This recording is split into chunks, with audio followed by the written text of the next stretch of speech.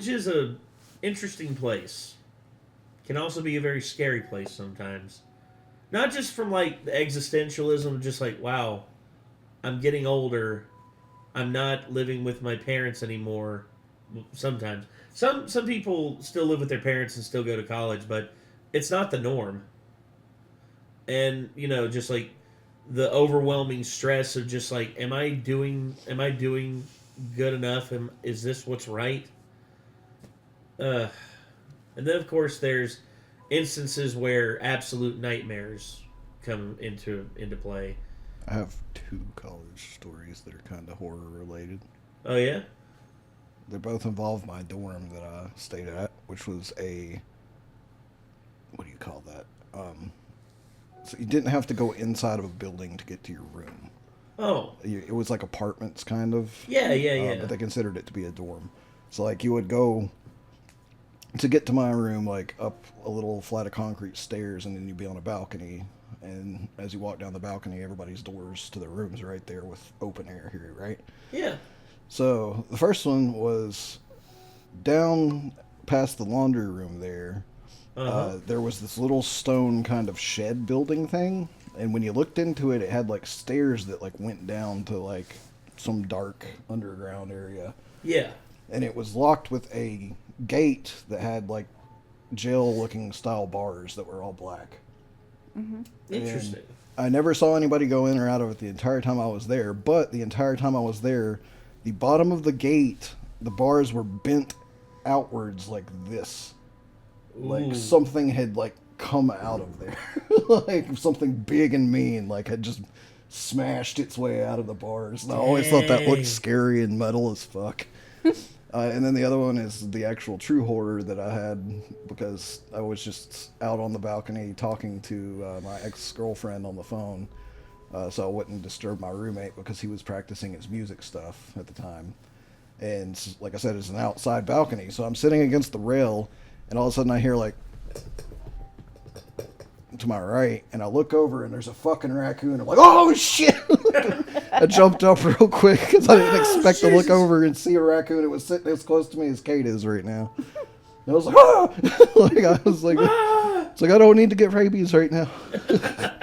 And it just kind of like I ran around the corner real quick, and I just saw it go past the corner and down the other way. Well, at least it wasn't rabid. I guess not, or it probably would have attacked me. Yeah.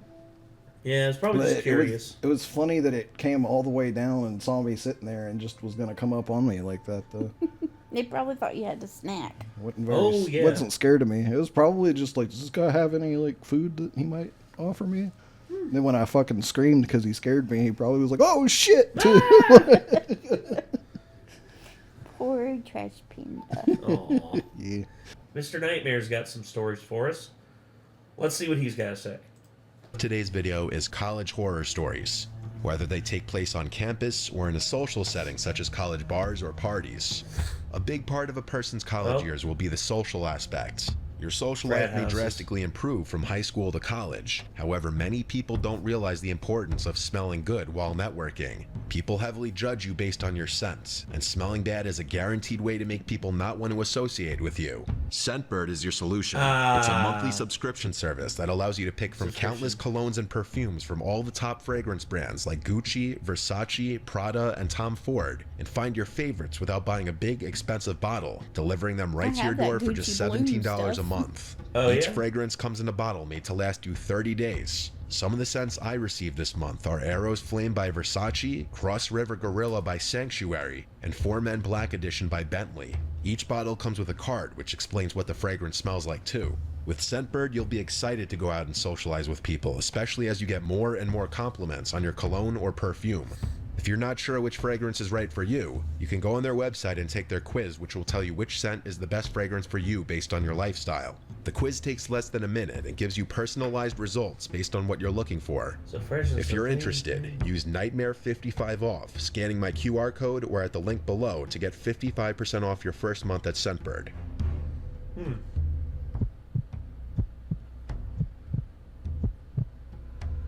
My name is Chuck.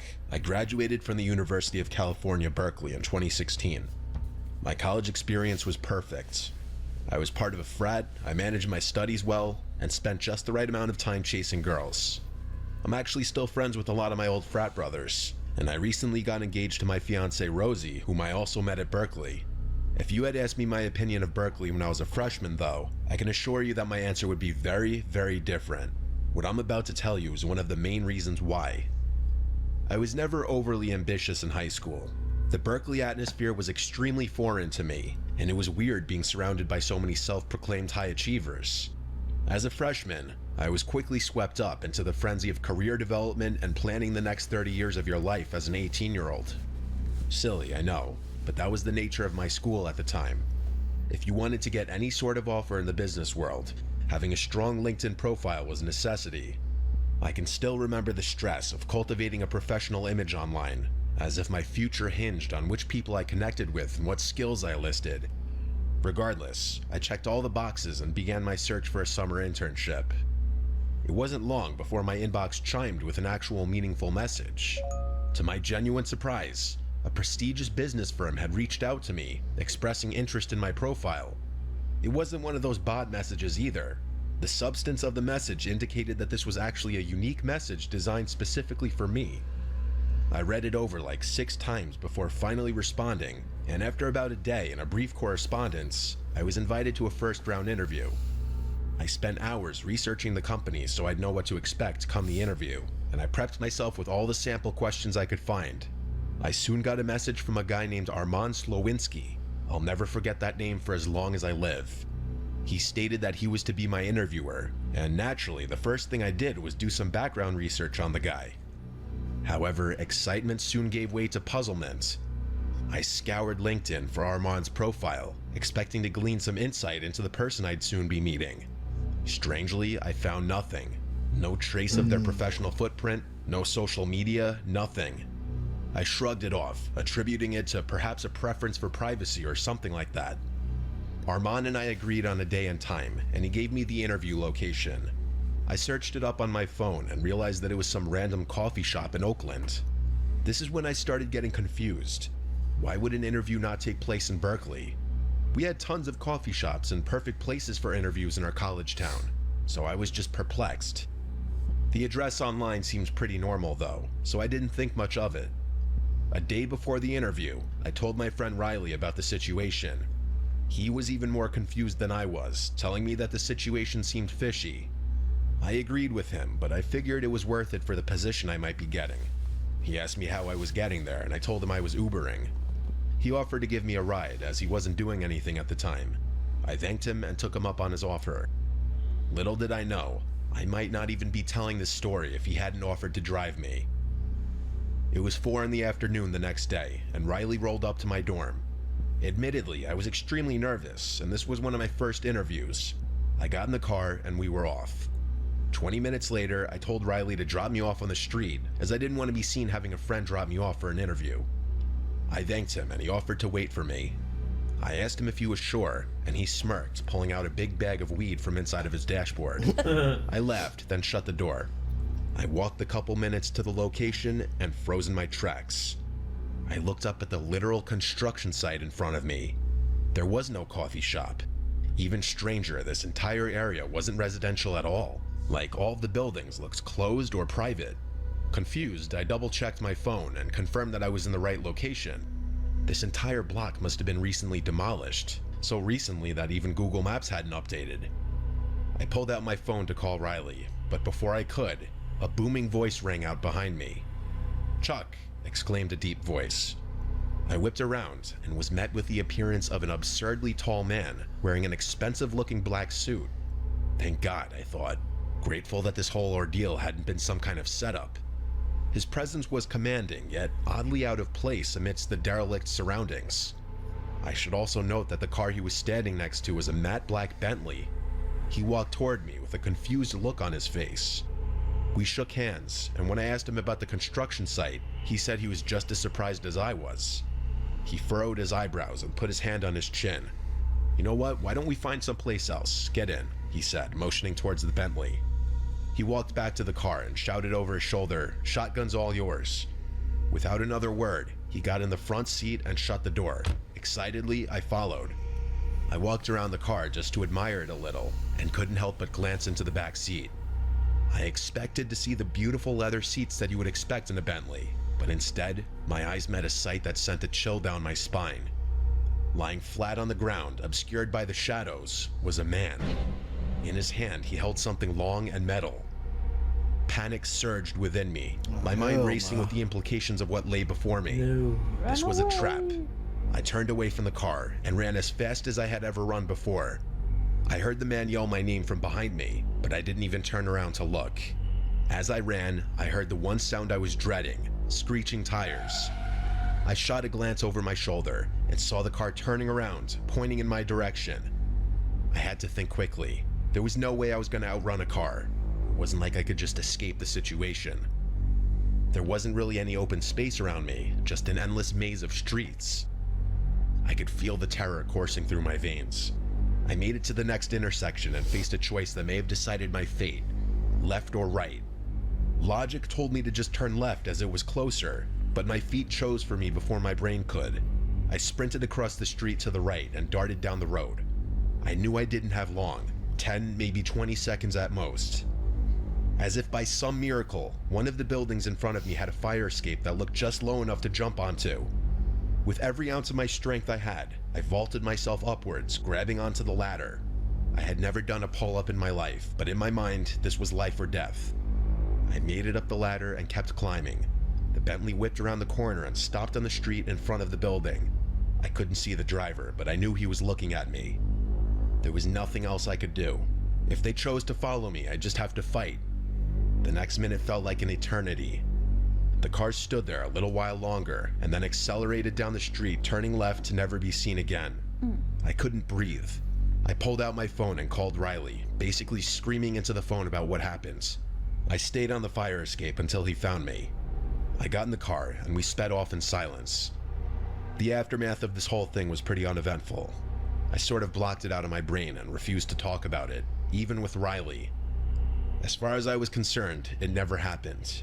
But as much as I tried, there are times, like right now, when I can't help but recall every horrifying detail of what could have been the last day of my life. Yeah. You gotta be careful whenever going to meet people and places. Absolutely. Thankfully nowadays, like, I think Google Maps and stuff are more up to date in terms of if something's still open or not at a location. Yeah, me, I whenever it came to like meeting up with people, like for Facebook Marketplace and stuff like that, I always suggested like you know, y'all pick the place, make sure it's a public place. You know. The other thing too is when they tell you they're from a specific company, and you've confirmed that company exists, call that company instead of the number they gave you, and confirm with the company that they work there. Be like, hey, this guy contacted me about an interview. Does he work for you? He's like, they'll be like, we have no idea who you're talking about. And then all of a sudden you're like, yeah, you can then have the red flag way before you ever put yourself in the line of fire that way. How about you, Kate? Like, in terms of that story and everything, it's just... Well, it is fortunate that he had his friend with him. Yes.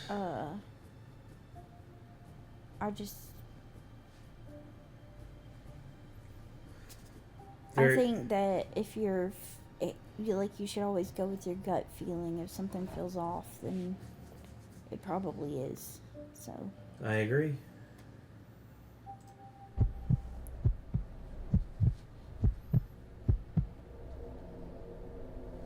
This is a fresh story happening pretty recently. My family and I were driving to college to help me move in, as I'm currently a first-year student. Once we arrived, I found out that I would be living in a Jack and Jill, which means you and another room share the same bathroom. So essentially, I'd be living with 3 other guys. I already knew one of them in the other room. We met at orientation and got to know each other. His roommate doesn't matter for this story though. It's my roommate Demora who I'm going to talk about. I got his socials beforehand and we exchanged information. Prior to moving in, I tried talking to him on Instagram to get to know him better, but his replies seemed dry. On top of that, his profile seems like one of those Discord mods that you see on Instagram Reels or TikTok. Once we moved in, I met him, and ironically, he looked like a Discord mod, except he had a skinny build around my height. He looked very pale and had a peach fuzz mustache. I tried talking to him again. His talking style matched his texting style and seemed very introverted. He stuttered a lot and always tried to end the conversation as quickly as possible. I tried to lighten him up by asking what kind of music he listens to, but he said he doesn't, as music wouldn't fill his cup of emptiness. To make things more weird, when he set up his PS5, he immediately started gaming. It's not him gaming that's weird, it's what he does when he games. Demora makes these weird grunting noises, violently shakes his body, and laughs when he spams the controller, and he puts his feet in his desk cabinet, occasionally grabbing his feet and pulling them towards his body during his shakes as well. He whispers to himself as he plays by himself or with his online friends, and he usually repeats what he whispered twice in a gigglish manner. He stays in the room 24/7 and almost never does homework.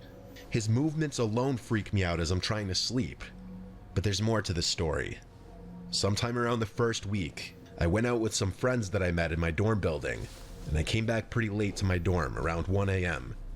Demora looked asleep in his bed, so I nudged it off. As I went to my cabinet, which was right next to my bed, I felt my arm hairs get goosebumps and felt the urge to turn around. So I did. Demora was staring right at me with a slight grin on his face. I yelped and said, "Holy fuck, Demora, why are you looking at me like that?" He laughed it off and said, "Dark time," and turned around to face the wall. What the hell? This creeped me out, and it happened, I want to say 3 more times. I tried to move out, but my college said they didn't have any dorms open, so I tried to move into the other room, but one of the other roommates didn't want to leave as well. This meant I was stuck with Demora for the semester, and I just had to deal with it. I almost About 3 slightly months wonder if this dude's not acting like a total weirdo to just try to scare him off so he can have the room to himself. Yeah, I've heard about that. There's actually one guy I read about. He basically didn't shower for like 3 weeks. Jesus Christ. To try and get his roommate to move out, and he would sit in his room deliberately, like legs spread out like this, and arms all the way up like this, so that the smell would just ruminate. And eventually, with a fan in front of him blowing back towards his roommate's desk. Exactly. I could imagine that. The fucking asshole. And the thing is, it worked. His roommate moved out and he had the room all to himself. And he said the first thing that he did after taking a shower was just like it just sat in his room just like freshly washed, butt naked. And it's just like, ugh. It's like, because you don't have to worry about anybody coming in to see you now. Exactly. And that's a dick move, dude. Dick move. I get it. It's awkward being around people sometimes. It is incredibly awkward if it's somebody you don't know sometimes. Like, yeah. So I roomed the first year. I was supposed to room with my friend Ben, and we didn't get it set up in time. So I ended up having to room with a random dude for the first year. And I probably said a total of like, I would say 30 words back and forth with that dude the entire time we were roommates for a whole year. I think it was a whole semester is what it was. So just half the year, but still. It's like, dude was kind of like a preppy dude. And I was just like constantly nerding out playing video games, so I just kind of kept to myself. Like, I'd always be like, yo, when I come in, but like, yeah, we didn't have anything in common, so we never talked about anything. Fair enough. My first roommate was awkward as hell. My high school friend, and we were supposed to room together. First day of the semester, she decided she was going to move out and left a note. And then I got another roommate, and she was really cool. She actually cornrowed my hair. Nice. Yeah. She was really fun. I can't remember what her name was, though. But the fact that you remember her fondly and you remember the cornrows, that's pretty cool. Yeah. Pass by, and I come back from my English class. When I open the door to my dorm, Demora stood up in a panic, asking me why I'm back so early. This was weird, as my English class actually ended late, hence me getting back late. I asked him if he needed the room to himself, and he declined, striking some weird pose that looked like it was from some anime, and he said that I shouldn't be worried at all. I visibly cringed at him, and his statement only made me more uncomfortable. I noticed he had a box on his desk, and when I brought it up, he told me that it wasn't important. I shrugged it off. At this time, I noticed that my iPhone charger and my scissors were missing. I asked Demora if he saw it, and he said he had it. He handed me the scissors, and as he was handing me the iPhone charger, the cable knocked his box over to me as well. The box opened, and what I saw made my heart sink. A sticky note that had my name on it fell out. Alongside this was what looked to be a see-through case. Inside of it, eyelashes, a pair of glasses, a pair of my socks, and a disposable photo of me that I took as a joke. He collected all of it up off the floor as he tried explaining the meaning of it, and I yelled at him to get out. He left immediately. I texted my RA the situation, and he told me that he was out at the moment, but when he comes back tomorrow, to show him the box as evidence so that they would have a reason to kick Demora out. So I got the box and hid it within my laundry bin. I felt really rattled, and the sight of my roommate disgusted me. However, in an hour, he came back. I just told him to stay on his side and not to talk to me. After that, no words were spoken. I tried to stay awake out of fear that he might try to find the box, but after it being a long day, I fell asleep around 2 a.m. When I woke up, I saw Demora was gone, and it felt good seeing him out of the room for once, but then I remembered the box. I went to my laundry bin, and it was gone. Damn. I panicked, and not long after, my RA was knocking on the door. I let him in and told him the story. While he did believe me, he said he can't do anything without that box, otherwise he'd just be going off my word alone, which isn't much. I felt like I was losing my mind. The RA left, and about 5 hours later, Demora came back. I asked him what he did with the box. He played dumb and said, "What box? I don't know what you're talking about." I pressured him to stop playing dumb, but Demora kept denying it. I couldn't stand, look, nor be in the same room with him anymore. It's now second semester, and yes, I'm still dorming with Demora, unfortunately. He did let me know that he will never do it again, and that if he does, he'll let me know and we'll move out immediately. I took his word, and we're still dorming as of today. However, I stay out of the room as much as I can. He still creeps me out. The worst part is that I can't sleep sometimes, nor focus during the day, as I keep thinking of what was in the box. Why did he steal my photo? Why did he steal my socks? What were the glasses for? The part that leaves me scared each time is what those eyelashes were doing there. Perhaps weirdest of all was he labeled the box with my name. That's super creepy. Yeah. Again, that's why. Why do people do that kind of very, shit? like, mentally disturbed. Yeah, probably was. Ugh.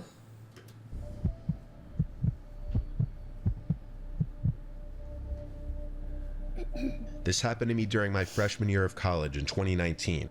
I'm graduated now, but I often think about it. During Halloween week, my college had crazy parties daily. I attended a Big Ten school, so there are always fraternity costume parties, and even the bars make people dress up. It gets pretty wild. Lots of booze, lots of police, and lots of memories. This event happened to me on the Saturday of Halloween week. Our football team had a huge win that day, and my friends and I were going to this one particular fraternity off campus to celebrate the victory. We knew about this because one of my friends, Alexandra... I've been to the campus. I haven't been to a game. Yeah. The game was That's awesome. where we took the cats for their HCM scans. I remember you telling me about that, yeah. The skyboxes up there, Blake had tickets, and we got up there, and who was it we ran into? We ran into somebody. But yeah, we ran into like some people that we knew, and we just hung out and just watched the game. Virginia Tech won. Was dating a guy on the team. We got to the frat party around 11 o'clock, and things got pretty crazy. Everyone was getting drunk really fast, and we were all booing the school that we beat in different chants while the music blasted. I was taking shots and dancing with all my friends, having a blast. It's critical to note that my phone had died during this time. I had given it to Alexandra to put in her purse. Later, I told my friends that I had to go to the bathroom and to wait for me by the DJ booth. We were all pretty intoxicated at this point. While I was in the bathroom peeing, I heard some frat brother in the house scream "cops" at the top of his lungs, and people started screaming and scrambling to get out of the house. I sprinted out of the frat house and was greeted by multiple cop cars and lights flashing. People were sprinting in different directions. Some cops were already talking to the frat brothers, while others were trying to catch underage people. In my intoxicated state, I realized I didn't have my phone. I started yelling out for my friends while avoiding the cops. Realizing I wasn't going to be able to find them in the crowd, I decided to start making my way home, even though I wasn't entirely sure how to get home. This frat house was pretty far off campus in a different part from other frats. I started making my trek home, and it was absolutely freezing. Even though it was only October, it was like 37 degrees that night. I'm still heavily tipsy, but conscious of everything around me. After a while, I knew I needed a break to warm up and hopefully sober up. I saw a building that looked like one of the academic buildings like I'd the heard neighborhood about, down so next I to approached ETSU. it, opened Kind of does. Oh, man. See,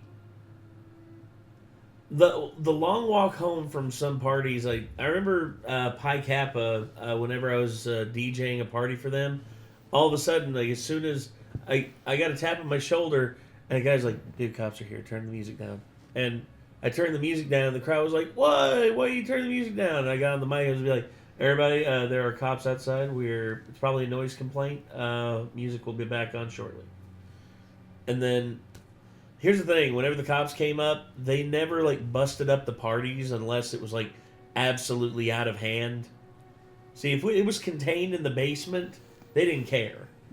But there was this one time where I was at the Alpha Sig party, and basically, I went up there and I went up there with Clint.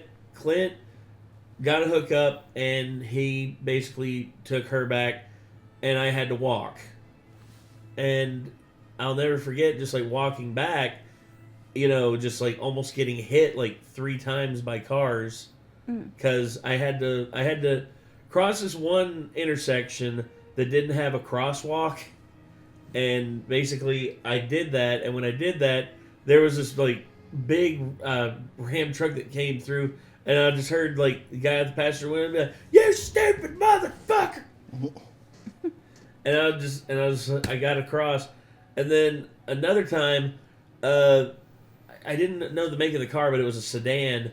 It like veered off the road and like hit the curb next to me when I was on the sidewalk, and it like scared the shit out of me because all of a sudden I just hear, just like right next to it, and I jumped off the sidewalk and into the like yard that I was walking next to.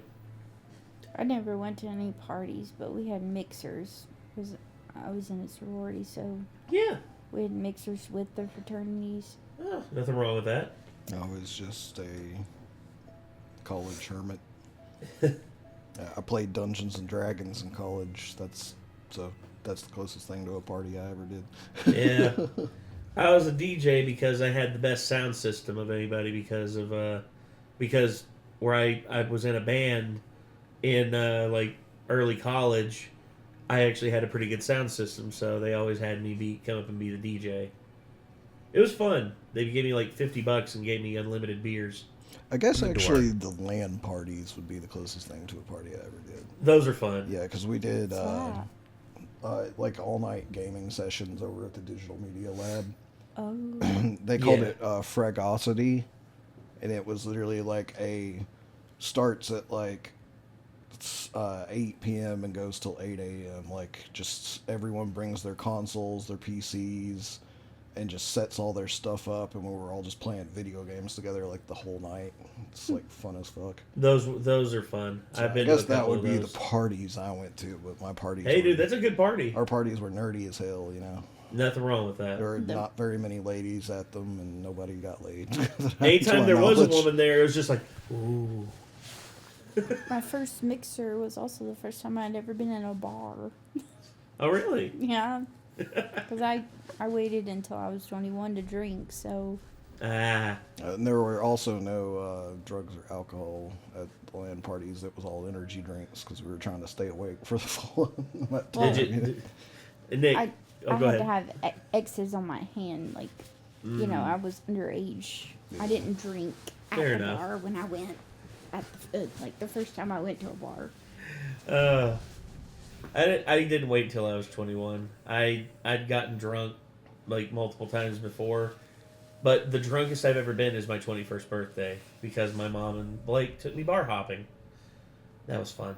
But yeah, anyway, parties are always a fun thing, no matter what they are. Mixers, LAN parties, just getting to congregate and meet with people, and you know, just have fun and all that. It's all well and good. And stepped inside. It was pretty dark in there, but a few exit signs at different door entrances illuminated a decent portion of the inside. After 5 minutes, I started to sober up a little bit and realized I wasn't in an academic building. I was in a warehouse. I was much warmer, but I became nervous about the eerie feeling around me. I went to open the door, and a pit sank in my stomach. It was locked. How could it have been opened if it was locked from the inside? I started to make my way towards a door near the exit sign. I pushed it open and went through the door, expecting it to lead me to outside, but it was to another part of the building. This room was much smaller, illuminated by a low red light. There was a buzzing noise in the room from some machine. I could see chains hanging from the ceiling and steam in the room. Oh, I hell shit no. you not, it was like a typical horror movie scene. I went to turn around and go back through the door, but this door was also locked behind me. Sheer panic set through me, and at this point, I was trying not to break down. I leaned up against the wall and slid down silently, crying. This is when I heard it. A door slammed shut and footsteps. I instantly went silent and my eyes widened. I heard another door shut and more footsteps. It was getting closer to my area. I saw the door next to me, and as quietly as possible, I opened it and snuck through. I started wading through the hanging chains and the steam. I heard the door from the previous room open and the footsteps approaching, and they were big, heavy footsteps. My fight or flight kicked in, and I came near a window. With all my might, I kicked it 5 times with my foot, shattering it. This was when I heard the feet running towards the door. I had maybe 10 seconds to spare. I leapt out the window, not even realizing that the other side of the building I was now on happened to be a high drop. I fell like 10 feet out of the window, landing on top of 2 recycling bins. I pushed myself off, shocked by the impact, and looked up at the window. It was shattered, and there was no one in the window frame. I dashed underneath some pine trees a few feet away, hiding myself in the shadows. When I looked back up, that's when I saw a figure looking out the window, looking in all directions for me. My whole body went numb in fear. As quietly as I could, I snuck across the street and ran. I ran for my life as fast as I could, for I didn't know how long until I recognized the side of campus my dorm was on. I got back to my dorm, and my friends were waiting for me outside, panicked and freaking out. They told me I had been gone for almost 4 hours. The following day, I told them of my experience. My friends' mouths hung open as they listened to me talk. After further discussion, I discovered that it was a building that hadn't been used in several years. The pit in my stomach hit me again. Whoever was in the building wasn't a cop. He wasn't night security. This was some random person after me. It still makes me sick to this day. If I hadn't been more quiet or thought as quickly, I could be dead. Even though I tried to find out information, nothing came up. It still remains the scariest thing that's ever happened to me. Well, Oh, and it's almost crazy to the point where I'm not 100% sure if I believe it or not. well, for me, if it is true, how do we know it wasn't just some dude who was just like heard a noise on his property, came in there to investigate, and then the rapscallion broke his window and jumped out of it? It's like, honestly, I don't know They why said it was on the school buildings property. not being used equates to there not being security still around, because they're like, especially like near a college campus, a lot of like security from the campuses will patrol like buildings that aren't in use to make sure that there aren't people there up to no good. yeah, I guess. So it could have easily been a security guard. Yeah, security guard, or I don't know. But yeah, that